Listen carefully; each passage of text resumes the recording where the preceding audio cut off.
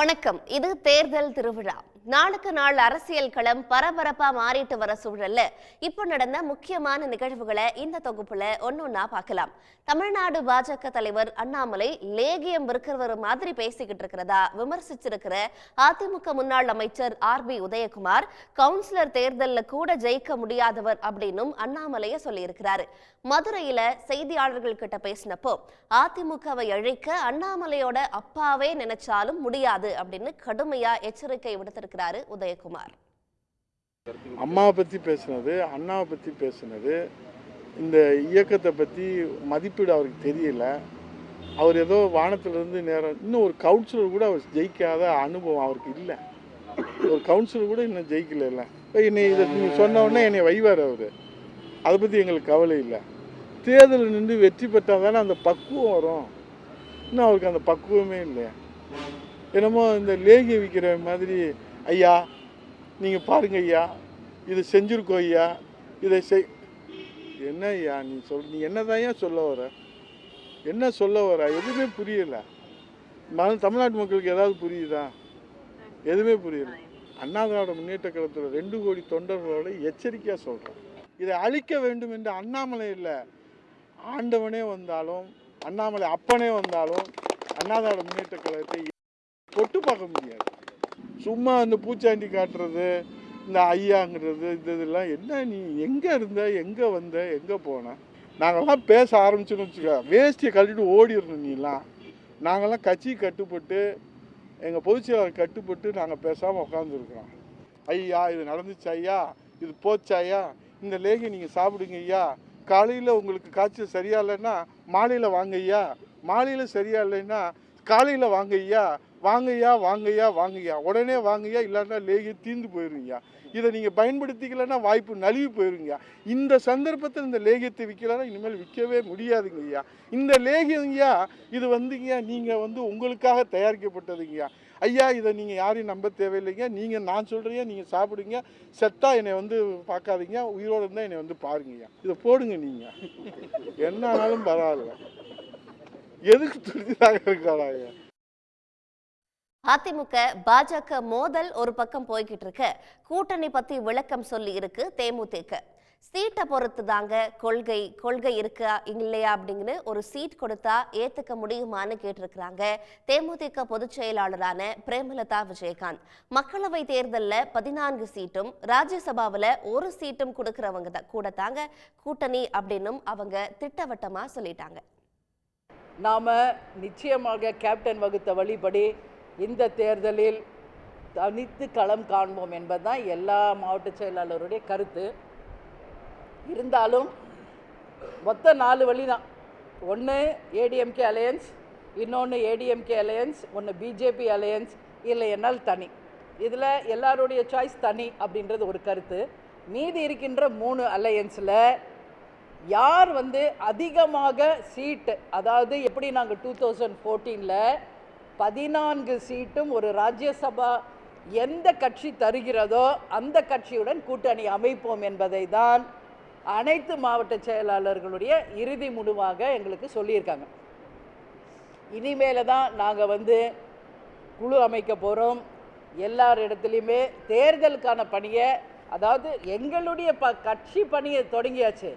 Booth கலைகள் வரைக்கும் நாங்கள் அமைச்சு உட்கட்சி தேர்தலிலேயே தமிழகம் முழுவதும் தேசிய முற்போக்கு திராவிட கழகம் தேர்தலை சந்திக்க தயாராக இருக்கிறோம். அது அப்படி என்ன கொள்கை, எல்லாரும் என்ன சீட்டு பேஸ் பண்ணி தான் கொள்கை. அதுக்காக கொள்கை இருக்குது, வெறும் 1 சீட்டு கொடுக்குறோன்னு அந்த கூட்டணியாக ஒத்துக்குவாங்களா?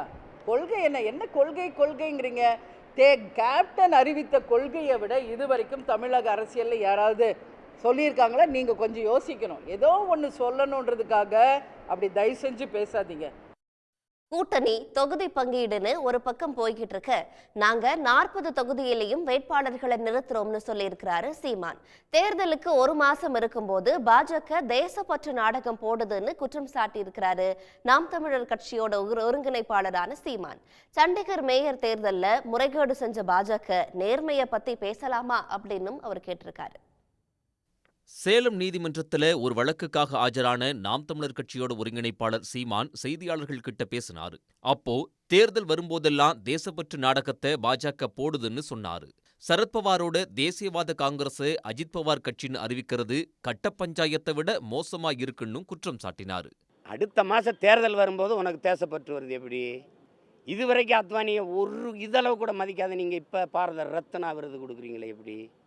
அவர் அப்படி கும்பிடும்போது திரும்பி கூட பார்க்காம போன ஐயா, மாண்புமிக்க ஐயா மோடி அவர்கள் இப்போ தேர்தல் வரும்போது அவர் அறிவித்து அவர்கள் வாயாலே நன்றி சொல்ல வச்சு, இதெல்லாம் இந்த நாடகம். நேர்மையாளர் தம்பி அண்ணாமலையிட்ட தான் கேட்கணும். நீங்கள் சண்டிகரில் நடந்த மேயர் தேர்தலில் உங்கள் ஆள் என்ன உச்சநீதிமன்றம் காரி துப்பாத குறை, நீங்கள் நேர்மையை பற்றி பேசுகிறீங்க. தேசியவாத காங்கிரஸ் கட்சி சரத்பவார் கட்சியா அஜித் பவார் கட்சியா? நீ உங்கூட வந்து சேர்ந்து உனக்கு துணை முதல்வர் ஆகிட்டான், உன்னை ஆதரிச்சிட்டாங்கிறதுக்காக கட்சி அவன்கிட்ட பறித்து கொடுக்குற. ஆலமர கட்ட பஞ்சாயத்தை விட கேவலமாக இருக்குது உன்னுடைய நீதியும் உன்னுடைய ஆட்சி முறையும் உன்னுடைய பாராளுமன்றத்தில் நீங்கள் நடந்துக்கிற விதமும்.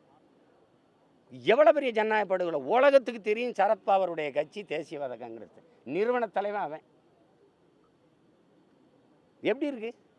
படக்குன்னு வந்து அஜித் பவார் கட்சின்ட்டு அறிவிச்சுட்டு போகிறேன் நீனு. வாக்கு எந்திரத்தை பத்தி சரமாரியா குற்றம் சாட்டின சீமான், நேர்மையாளர்களாக இருந்தா வாக்குச்சீட்டு முறையில தேர்தலை நடத்த வேண்டியதுதானன்னு விமர்சிச்சிருக்காரு. இப்போ தேர்தலில் பிரதமரை தேர்வு பண்ணிட்டீங்க, மோடி தான் பிரதமர்னு முடிவு பண்ணிட்டீங்க, அப்புறம் அதுக்கு தேர்தலை அறிவிச்சிட வேண்டியது தானே. எங்கள் ஊரெலாம் பஞ்சாயத்து போர்டு தலைவர் தேர்தல் வந்து அன்அப்போசிட் ஊர் கூடி பஞ்சாயத்து போர்டு முடிவு எடுத்துரும், அந்த மாதிரி அறிவிச்சிட வேண்டியது தானே. அதுதான் நீங்கள் ஐயா உங்ககிட்ட ஐடி இருக்குது, இடி இருக்குது, இஎம்ஐ இருக்குது, இவிஎம் இருக்குது, அப்புறம் நீதிமன்றம் இருக்குது. நாங்கள் இதுக்கு மேலே தேர்தல் ஆணையம் உங்ககிட்ட இருக்குது. தேர்தல் ஆணைய அதிகாரிகளை வந்து நீங்களே நியமிக்கலாம்னு உரிமை இருக்குது. வாக்கு எந்திரம் தயாரிக்கிறதுல உங்கள் கட்சிக்காரர் 4 பேர் உறுப்பினராக இருக்கிறாரு. நீங்கள் உங்ககிட்ட நோட்டு பெட்டி லெஃப்ட் ஹேண்டு, வாக்கு பெட்டி ரைட் ஹேண்டு. நாங்கள் எங்கே போய் நிற்கிறது? நாங்கள் முட்டி போட்டு தான் உட்காரணும். பெட்டி 2 உங்ககிட்ட இருக்குது. அதில் ஒன்றும் செய்ய முடியாது. ஒன்றும் செய்ய முடியல. இங்கே வா, சந்திர மண்டலத்துக்கு சந்திராயன் அனுப்புனில்ல, எங்கேருந்து அனுப்புனேன்? பூமியில் இருந்தானே, ஒரு அறைக்குள்ளே இருந்தானே. இங்கிருந்து சந்திராயனை கண்ட்ரோல் பண்ணிடுற. நான் சேலத்தில் இப்போ உங்கள் கூட பேசிட்டு இருக்கிறதுக்குள்ள இப்போ நீங்கள் பதிவு பண்ணுறீங்களா? இதை டெல்லியில் கேட்டுக்கிட்டு இருக்கீங்களா இல்லையா? கேட்டுக்கிட்டீங்களா? சென்னையிலேருந்து எங்கள் அம்மாவுக்கு அரணையூரில் எங்கள் அண்ணம்மாவுக்கு நான் அலைபேசியில் பேசுகிறது நீ பதிவு பண்ணிக்கிறீல்ல. இவ்வளவு செய்ய முடியுது. என் தங்கச்சி மூக்குத்தி போட்டிருக்கால, அதுக்குள்ளே பிட்டை கொண்டு போயிடுவா நீட்டு தேர்வுக்குன்னு பேச தெரியுது வக்கனையா. இந்த வந்து அது ஒன்றும் பண்ண முடியாது. அது எந்திரத்தில் ஒன்றும் பண்ண முடியாது, ஒன்றும் செய்ய முடியாது. அவ்வளவு நேர்மையான வாக்குச்சீட்டு முறைக்கு வா. நாடாளுமன்ற தேர்தலில் 40 தொகுதிகளையும் நாம் தமிழர் கட்சி போட்டி போடும்னு, விஜய் கூட கூட்டணியாங்கிறத பத்தி விஜய் தான் முடிவு பண்ணணும்னு சீமான் சொல்லியிருக்காரு. கூட்டணி தொகுதி பங்கீடுன்னு கட்சிகள் தீவிரமாகி இருக்க, இன்னொரு பக்கம் நூதன பிரச்சாரமும் வேகமெடுக்க தொடங்கியிருக்கு. குடுகுடுப்பை சொல்றவர் மாதிரி வேஷம் போட்டு ஈரோட்டுல பிரச்சாரத்தை தொடங்கி இருக்கிறாரு திமுக தலைமை கழக பேச்சாளரான கோவிந்தன். குடுகுடுப்பைக்காரர் பாணியில திமுக ஆட்சியோட சாதனைகளை சொல்லி அவர் ஓட்டு கேட்கிறது மக்களோட கவனத்தையும் ஈர்த்திருக்கு. பல இடங்களில் பெண்கள் தானாக வந்து சொல்கிறார்கள், நீங்க அடிக்கடி இந்த பெண்களுக்கு இலவச பஸ்ல போறத சொல்லுங்க, 1000 ரூபாய் எங்களுக்கு வர்றதை சொல்லுங்க, அதே போல இந்த தொழில் வளர்ச்சி எல்லாம் பெருகிட்டு இருக்கு அதை சொல்லுங்க, எங்களுக்கு தேவையானது முறையா கிடைக்குது அதை சொல்லுங்க அப்படின்னு பெண்களே தானாக வீட்டை விட்டு வெளியே வந்து கேட்கக்கூடிய சம்பவமும் அவர்களே சொல்லக்கூடிய ஒரு சம்பவம். தென்காசி கூட்டத்துல பன்னீர்செல்வம் பேசிட்டு இருக்கிறப்பவே முக்காவாசி கூட்டம் கலைஞ்சு போக, சிவகங்கை மாவட்டத்துக்குள்ள பன்னீர்செல்வம் வரவே கூடாதுன்னு போஸ்டர் அடிச்சு ஒட்டி இருக்கிறாங்க அதிமுக நிர்வாகிகள். அதிமுகவை மீட்டெடுக்கணும்னு எல்லா மாவட்டத்துக்கும் போய் உரிமை மீட்பு கூட்டங்களை பன்னீர்செல்வம் நடத்திக்கிட்டு வராரு. அந்த வரிசையில தென்காசி மாவட்டத்தில் இருக்கிற ஆதரவாளர்களை திரட்டி உட்கார வச்சு பன்னீர்செல்வம் தன்னோட திட்டத்தை விளக்கி பேசினாரு. அவர் பேச ஆரம்பிக்கிறப்போ நிறைஞ்சிருந்த மண்டபம் பேச ஆரம்பிச்சு கொஞ்ச நேரத்துல முக்காவாசி பேர் எந்திரிச்சு போனதால காலி சேர்களை பார்த்து பேச வேண்டிய நிலைமைக்கு தள்ளப்பட்டாரு பன்னீர்செல்வம். இருந்த கொஞ்ச பேரும் அவங்களுக்குள்ளேயே பேசிட்டு இருந்தாலும் நம்பிக்கையோட சொல்ல வந்த கருத்துக்களை சொல்லி முடிச்சாரு. 2021 கழகத்திற்கு இணை ஒருங்கிணைப்பாளருக்கும் ஒருங்கிணைப்பாளருக்கும் தொண்டர்களுடைய வாக்குகளை பெற்று அவர்களுக்கு புரட்சி சட்ட விதிகளை புரட்சித் தலைவர் எம்ஜிஆர் அவர்கள் உருவாக்கினார். தென்காசி மாவட்ட நிலைமை இப்படி இருக்க, சிவகங்கை மாவட்டத்திற்கு பன்னீர்செல்வம் வரக்கூடாது அப்படின்னு போஸ்டர் அடிச்சே ஒட்டியிருக்கிறாங்க அதிமுக நிர்வாகிகள்.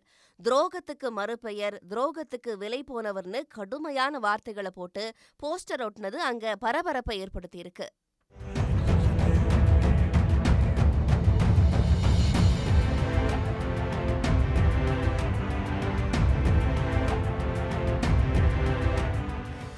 இது ஒரு புறம் இருக்க, நெல்லையில செய்தியாளர்கள் கிட்ட பேசின பன்னீர்செல்வம் ஆதரவாளர் புகழேந்தி, பன்னீர்செல்வத்திற்கு முதலமைச்சர் பதவி ஜெயலலிதா போட்ட பிச்சைன்னு KP முனுசாமி பேசுறாரு, அவருக்கு துணை பொதுச் செயலாளர் பதவி யார் போட்ட பிச்சை அப்படின்னு கேட்டிருக்காரு. வெயில் காலத்துல முன்னாள் அமைச்சர் ஜெயக்குமார பேச வேணாம்னு சொல்லுங்க, ஏதாவது உளறிக்கிட்டே இருக்காருன்னும் அறிவுரை கொடுத்திருக்காரு புகழேந்தி.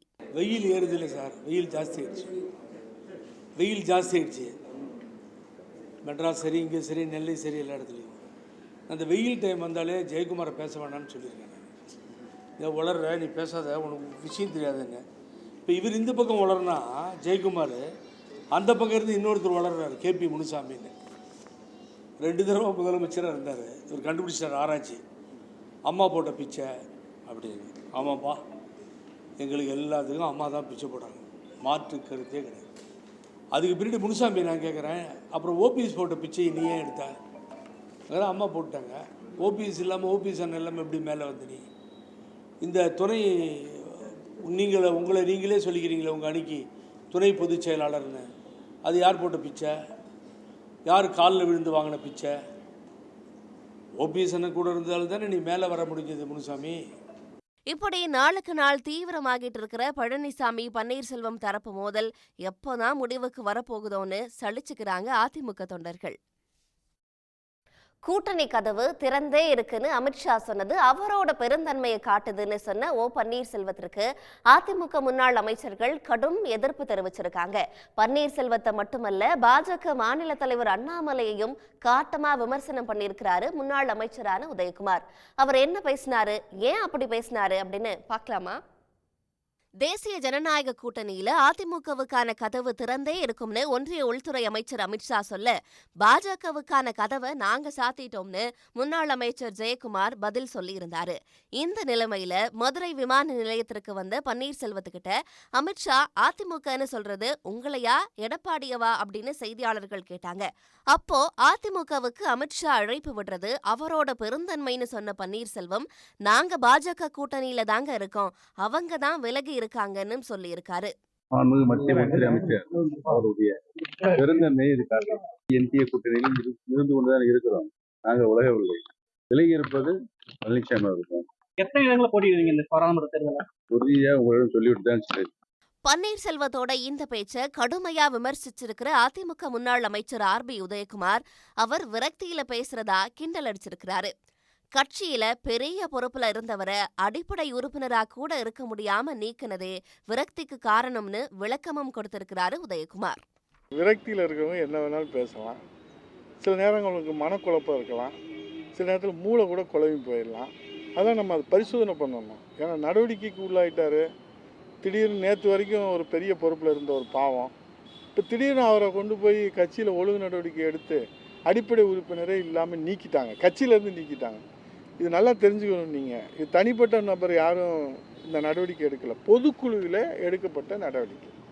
அப்போ அவருக்கு அதிர்ச்சி வருமா வராதா? திடீர்னு என்னடா நம்ம இருந்த இடமும் போயிடுச்சு, நீ வர வேண்டிய இடமும் போயிடுச்சு அப்படின்னு நிராயுத பாணியாக இருக்கிற போது கொஞ்சம் கூட குறைச்சி தான் பேசுவாங்க. அது கொஞ்சம் நம்ம பார்க்குறதுக்கு மூளை குழம்புன மாதிரி தெரியும். அது பரிசோதனை பண்ணால் நமக்கு எல்லாம் தெரிஞ்சு போயிடும். இந்த தேர்தலில் எல்லா இதுக்கும் ஒரு தீர்வு வந்துடும். பாஜக கூட்டணியிலிருந்து வெளியேறினதுக்கு அதிமுக நிர்வாகிகள் எல்லாருமே ஆளுக்கு ஒரு காரணத்தை சொல்லிட்டு இருக்க, நாமக்கல்ல நடந்த நிகழ்ச்சியில பேசின அந்த கட்சியோட பொதுச் செயலாளரான எடப்பாடி பழனிசாமி புதுசா ஒரு காரணத்தை சொல்லியிருக்கிறாரு. அப்படி என்னதான் சொல்லியிருக்கிறாருன்னு இப்ப பார்க்கலாம். இன்றைக்கு கூட்டணி என்று வந்துவிட்டால், தேசிய அளவில் இருக்கின்ற கட்சியோடு கூட்டணி வைத்து விட்டால் அவர் தேசிய அளவிலுடைய பார்வை சென்று விடுகிறது. நம்முடைய மாநிலத்துடைய பிரச்சனையை காது கொடுத்து கேட்பது கிடையாது. அதனால் பாதிக்கப்படுவது நாம். ஆகவேதான் தமிழ்நாட்டு மக்களுடைய உரிமைகளை பாதுகாக்க, தமிழ்நாட்டு மக்களுக்கு தேவையான திட்டங்களை கொண்டு வர, நிதியை பெற்று வர புயல், வெள்ளம், வறட்சி போன்ற காலங்களில் தமிழ்நாட்டு மக்கள் படுகின்ற துன்பங்களை யார் நிவர்த்தி செய்கின்றார்களோ அவர்களுக்கு நாம் மத்தியிலே பிரச்சனை அடிப்படையில் ஆதரவு கொடுப்போம். ஓட்டு போட்ட மக்கள் தமிழ்நாடு, வேட்பாளரை தேர்ந்தெடுக்கிறது தமிழ்நாட்டு மக்கள். ஆகவே தமிழ்நாட்டு மக்கள் பிரச்சனை வருகின்ற பொழுது நாம் எடுத்து சொன்னால் காது கொத்து கேட்பது கிடையாது. ஆகவேதான் நாம் தனியாக பிரிந்து விட்டோம். நம்முடைய உரிமையை பாதுகாப்பதற்காக பிரிந்து விட்டோம். நமக்கு வாக்களித்த மக்களுக்கு நன்மை செய்ய வேண்டும். உடனுக்குடன் செய்திகளை தெரிந்து கொள்ள சன் நியூஸ் பெல் ஐகானை கிளிக் பண்ணுங்க.